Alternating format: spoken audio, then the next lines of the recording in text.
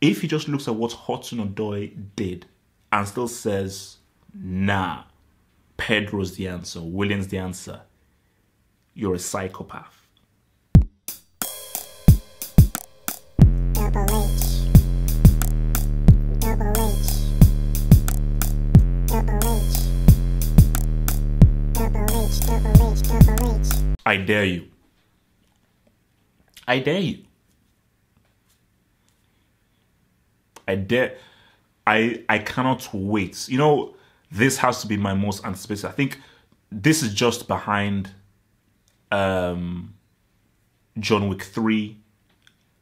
Yeah, this is probably my most anticipated thing. Just behind John Wick 3 is who is Sarri going to pick for Sunday.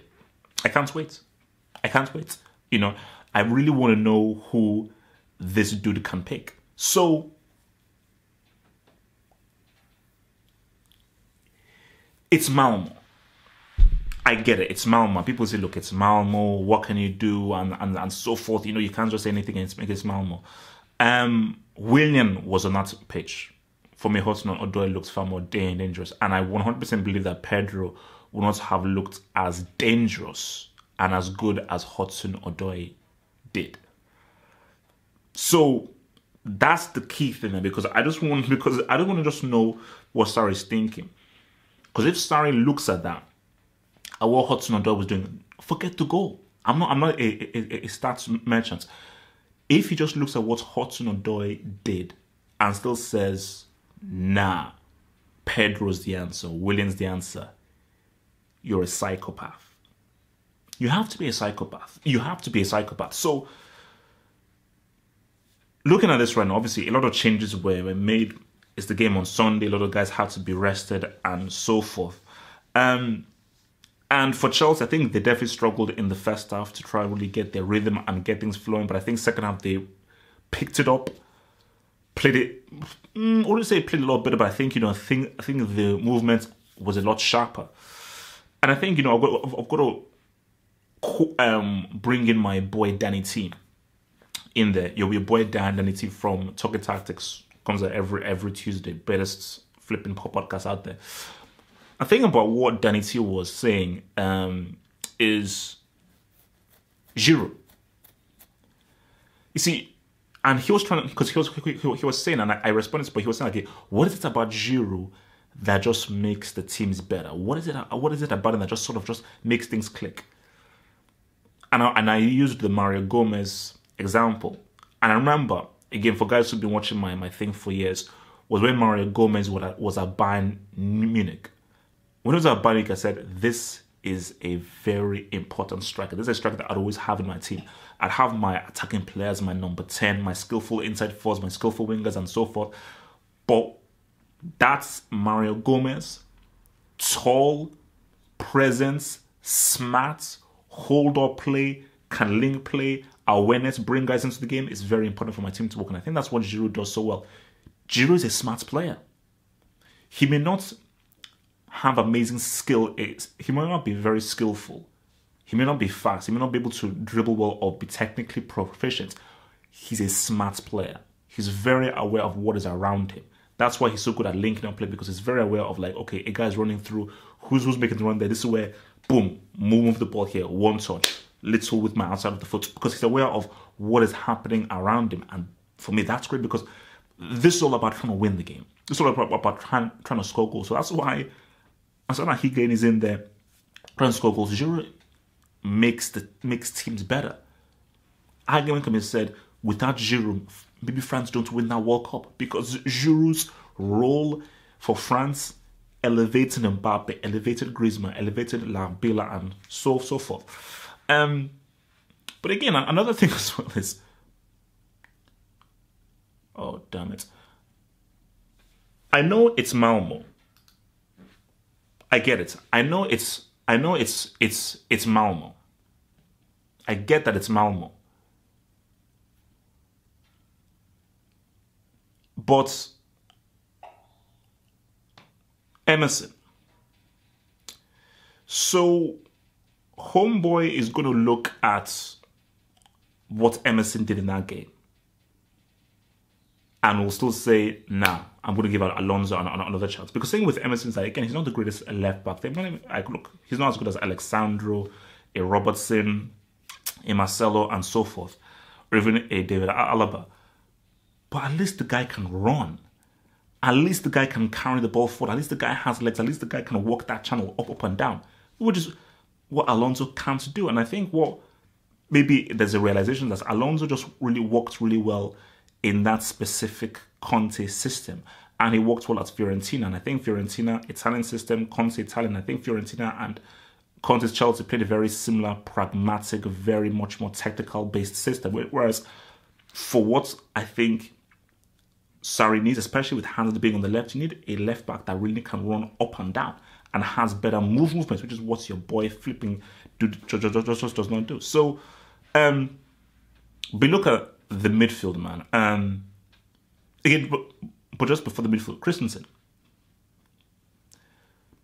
As of right now, Christensen might actually be the better performing defender than both Rudiger and Luis. So, again, Christensen should be starting because it just seems as if he's still a young dude, but it just seems as if his defending is a lot more, kind of more faith in him to really keep his head and be more composed, and is more consistent in his defending than I think Rudiger and Luis right now. So Rudiger and Luis may be much more experienced, played in bigger games and so forth, but I think as of right now, there's no reason why you shouldn't put Christensen in the heart of that, the defense. The midfield. So Kante. And I think we have to figure out what the whole Kante thing is about. Because I think it's key to define this, because I think I said, okay, boom, why is Kante played there, blah, blah, blah. He's played out of position. And people say, wait a minute, he's not been played out of position. What the hell are you doing?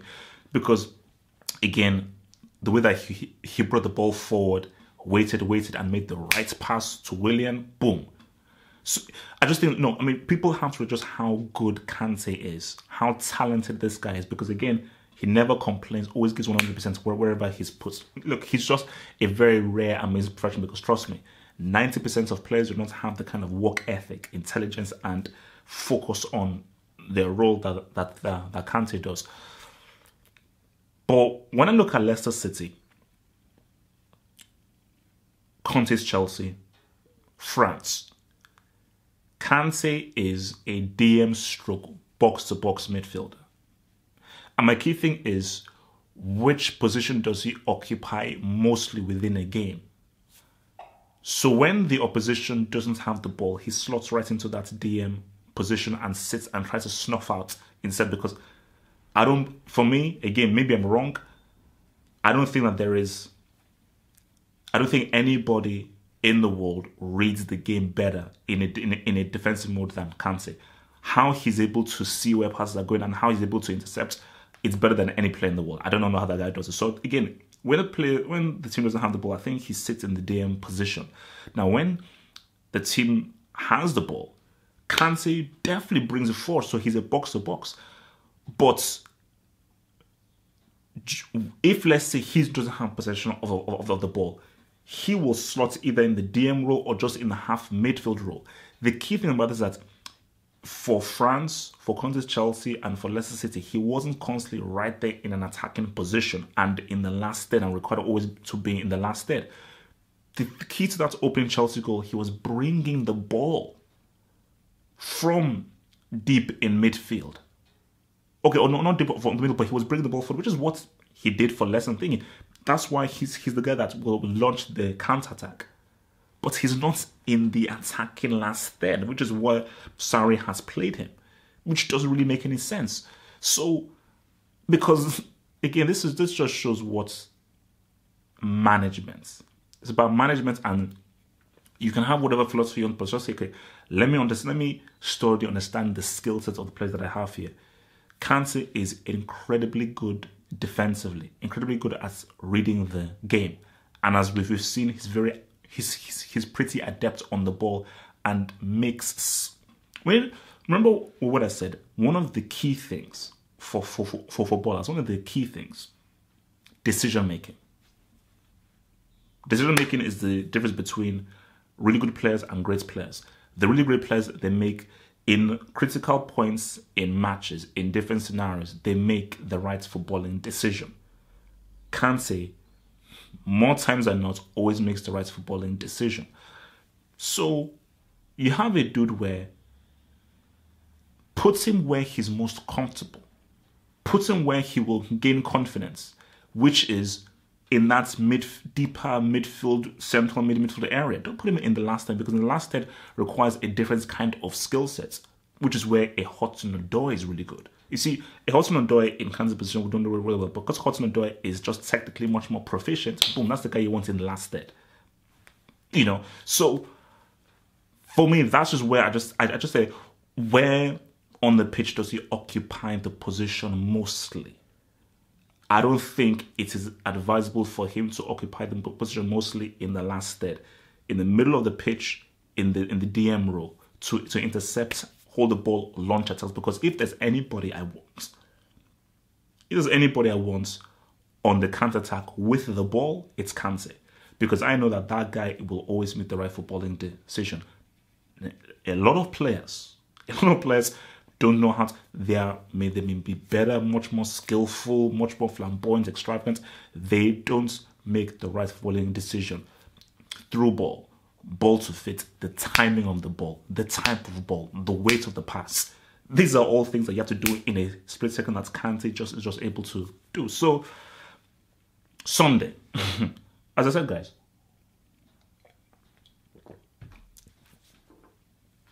I personally think that Sarri should be sacked if he doesn't start hudson-odoi. That's what I think. That's what I would do. I would personally sack him if he doesn't start hudson-odoi. But I can't wait. I'm almost tempted. I don't know how it works. I'm almost tempted just to do like a video when that lineup comes up. Like if he doesn't start hudson-odoi, I'm tempted just to do a video, because I don't want. Because I already think he's mad. I already think that Sarri might be the most stubborn, perhaps the dumbest manager I've ever sort of encountered. That's what I already think. But this would seal the deal. If he doesn't start hudson-odoi on Sunday, remember, Willian and Pedro, I'm not sure what they did when City held down that 6 Lord. So if he doesn't start hudson-odoi on Sunday, I think we might be dealing with a raving lunatic. Thanks for watching the video. Now think about becoming a Football Hut patron by pledging an amount each month, and then gain access to exclusive content only on the Football Hut patron page. Peace. Head over to the official site at halffootballhut.com or just click over here.